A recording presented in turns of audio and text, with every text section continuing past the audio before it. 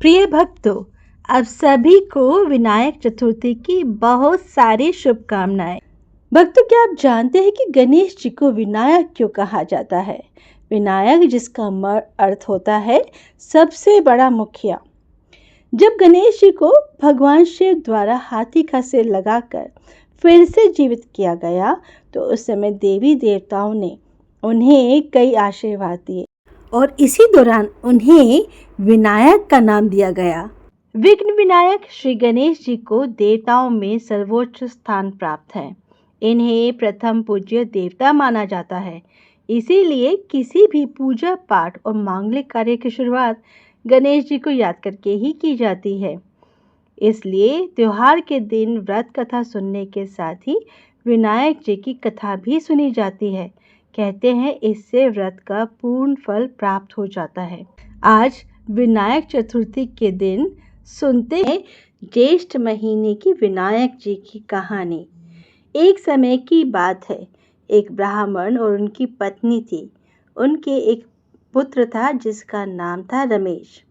वह छोटा सा बच्चा गणेश जी का बड़ा भक्त था। वह दिन रात गणेश जी की सेवा में लगा रहता था और घर के कामों में कभी ध्यान भी नहीं देता था। ब्राह्मण भी हमेशा पूजा पाठ में लगा रहता था। इससे उसकी पत्नी को बड़ी चिंता हो जाती थी। वह अकेले ही घर का सारा काम करती थी और यह बात उसे बहुत दुखी करती थी। ब्राह्मणी बहुत दिनों तक अपने पति को समझाने की कोशिश करती रही, परंतु उसके पति का मन बदलने का नाम ही नहीं लेता था और घर में रोज झगड़ा होता था और उनका बेटा उनकी सभी बातों को सुनता था और बहुत दुखी होता था।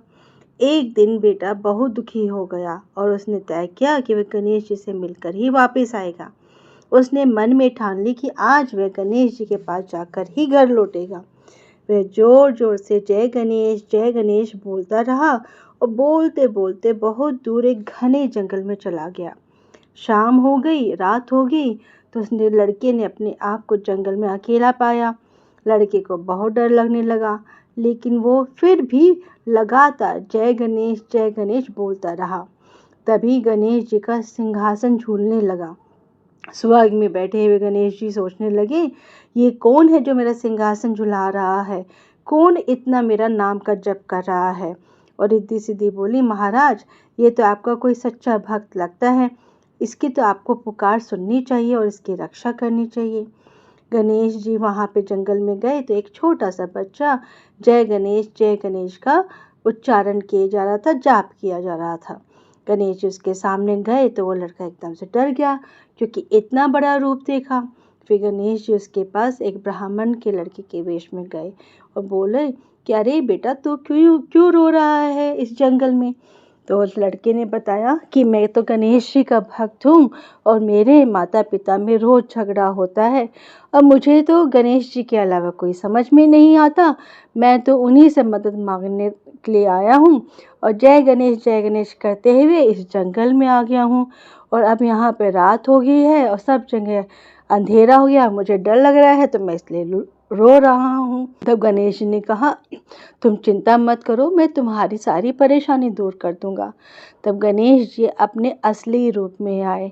तो लड़के ने जैसे ही गणेश जी को देखा, उनको प्रणाम किया और बहुत खुश हुए। गणेश जी ने कहा, मैं तुम्हारी भक्ति से बहुत प्रसन्न हूँ, बोलो मांगो, क्या मांगते हो? तो लड़के ने सोचा कि मैं क्या ऐसा मांगूं कि जिससे सभी की परेशानियां खत्म हो जाए और मेरा भी काम बन जाए। तो उसने कहा कि हे गणपति महाराज, मेरे माँ बाप का झगड़ा खत्म हो, हमारे घर में रिद्धि सिद्धि का निवास हो, मुझे भक्ति मिले और शक्ति मिले और अंत में मोक्ष मिले। तो गणेश जी ने कहा, तथास्तु, अब तुम्हारी यही इच्छा पूर्ण होगी। तो वो लड़का, गणेश जी तो अंदर ध्यान हो गए और वो लड़का अपने गांव की तरफ वापस आ गया। अब वापस आया तो देखा उसकी कुटिया की जगह एक बहुत बड़ा महल था। घर के बाहर घोड़ा गाड़ी खड़ी थी। घोड़ा गाड़ी के अंदर एक सुंदर सी लड़की थी, जिसने कहा कि आप तो मेरे पति हो। लड़का अंदर गया तो माँ बड़ी खुश हुई, बोली, बेटा, तुम्हारे गणेश जी की महाराज की कृपा से ये सब धन धान्य हुआ है। उसके पिता भी बहुत खुश हुए कि बेटा, तुम्हारी भक्ति ने अच्छा रंग दिखाया है। देखो, अब हमारे सारे बुरे दिन खत्म हो गए और कितना धन धान्य हमारे घर में आ गया है। लड़के ने मन ही मन गणेश जी को बहुत धन्यवाद दिया और सभी के सभी मिलके खुशी खुशी अपना सुखपूर्वक जीवन व्यतीत करने लगे। हे गणेश जी महाराज, जैसे उस लड़के के ऊपर आए हुए संकट को टाला, उसके घर में धन धान्य दिया, उसकी सभी परेशानियां दूर करी, वैसे ही इस कहानी को सुनने वाले, कहने वाले, हुंकारा भरने वाले की परेशानियों को खत्म करके उनके घर में सभी प्रकार का सुख सौभाग्य प्रदान करना, अपनी भक्ति देना, अपना आशीर्वाद देना। बोलो गणेश जी महाराज की जय। आइए सुनते हैं अब विनायक जी की एक दूसरी कहानी। एक दिन विनायक जी राजा के बाग में से गुजर रहे थे। उनसे गलती से एक फूल टूट गया। गजानन भगवान जी ने सोचा, अब तो इसके यहाँ काम करना पड़ेगा। फूल टूट गया है, उसका पाप उतारना पड़ेगा, यही प्रायश्चित है। विनायक जी भगवान छोटे से बच्चे का रूप धारण किया और राजा के घर नौकरी करने लगे। एक समय रानी जी शौच क्रिया से निवृत्त हो तथा हाथ चूल्हे की राख से धोने लगी। विनायक जी ने देखा तो राख धुला दी, वह रेत से हाथ धुला दिए।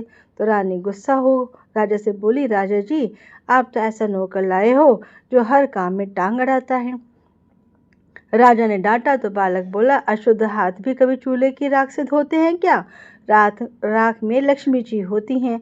राजा जी बोले, विनायक जी, आपकी बात तो बिल्कुल सही है। एक दिन राजा जी बोले, विनायक, रानी जी को पुष्कर स्नान करवा ला।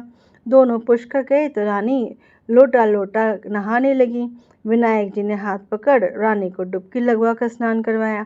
रानी ने महलाकर राजा से शिकायत की कि बढ़िया विनायक लाए हो, ये तो मुझे पुष्कर में डुबो देते।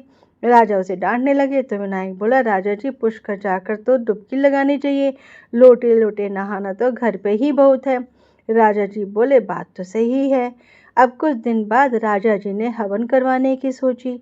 हवन में बैठने के समय विनायक जी को भेजा कि तू रानी को बुला ला।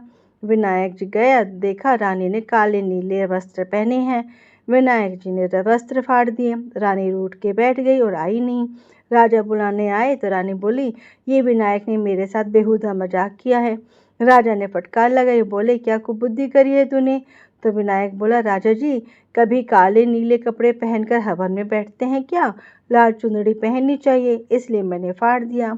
राजा ने विचार किया, बालक छोटा है पर होशियार है। हवन में बैठने लगे तो गणेश जी की स्थापना में देर हो गई। राजा ने कहा, गणेश जी बैठाओ। तो विनायक बोला, राजा जी, आंख बंद करो। इतने में विनायक जी भगवान ने दर्शन दिए।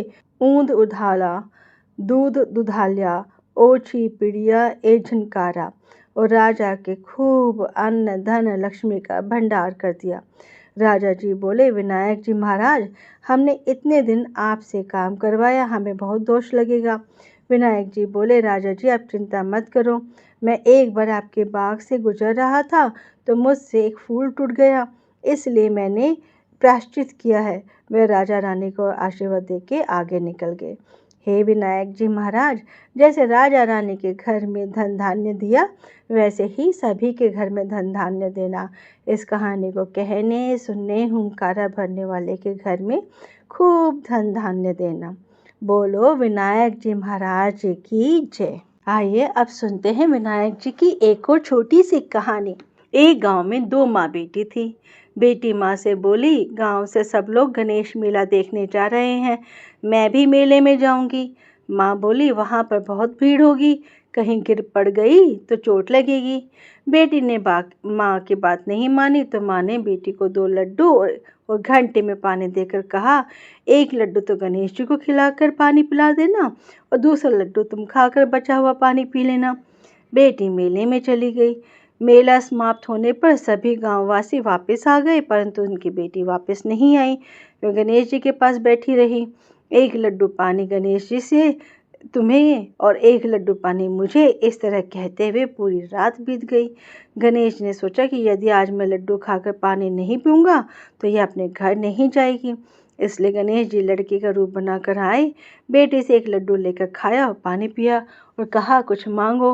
लड़की के मन में सोचा कि क्या मांगू, अन्न मांगू, धन मांगू, महल मांगू, सुहाग मांगू, खेत मांगू, बैल मांगू, बस इतना ही मांग लेती हूँ। गणेश जी उसके मन की बात जानकर बोले, अब अपने घर जाओ, जो तुमने मन में सोचा है वह सब तुझे मिलेगा। लड़की घर पहुंची तो माँ ने पूछा, इतनी देर कैसे होगी? लड़की ने कहा, आपके कहे अनुसार मैंने गणेश जी को लड्डू खिलाकर पानी पिलाकर आई हूँ। देखते ही देखते जो कुछ बेटी ने मन में सोचा था वह सब उनके घर में हो गया। हे गणेश जी महाराज, जैसे आप उन माँ बेटी पर बरसे, वैसे ही कहते सुनते हर किसी पर बरसना। बोलो विनायक जी महाराज की जय। एक बुढ़िया माई थी जो रोजाना मिट्टी के गणेश जी की पूजा करती थी, लेकिन वो मिट्टी के गणपति रोज बनाए और वो रोज गल जाए। उसके घर के पास एक सेठ का मकान बन रहा था। वो वहां जाकर बोली, मेरे लिए पत्थर का गणेश बना दो। मिस्त्री बोले, जितने में हम तेरा पत्थर का गणेश गढ़ेंगे उतने में तो अपनी दीवार न छीनेंगे। बुढ़िया बोली, राम करे तुम्हारी दीवार टेढ़ी हो जाए। और सेठ जी की दीवार टेढ़ी हो गई। अब मिस्त्री जब भी दीवार चीने वो टेढ़ी हो जाए। इस तरह करते करते शाम हो गई।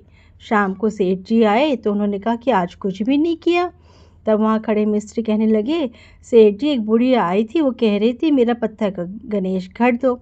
हमने नहीं गढ़ा तो उसने कहा कि भगवान करे तुम्हारी दीवार टेढ़ी हो जाए। तब से ही हमारी दीवार सीधी नहीं बन रही है, बनाते हैं और ढा देते हैं। सेठ ने बुढ़िया माई को बुलवाया। सेठ ने बुढ़िया से कहा, हम तेरा सोने का गणेश गढ़ देंगे, आप बस हमारी दीवार सीधी कर दो। सेठ ने बुढ़िया को सोने का गणेश गढ़ा दिया और सेठ की दीवार सीधी हो गई। जैसे सेठ की दीवार सीधी की, वैसे विनायक जी सबकी करना। बोलो विनायक महाराज। दोस्तों, अगर आपको ये वीडियो पसंद आई है तो आप प्लीज़ इसे लाइक और शेयर अवश्य कीजिएगा, और अगर इस चैनल पर नए हैं तो हमारे भक्ति सागर चैनल को सब्सक्राइब करना ना भूलें। जय श्री राधे राधे।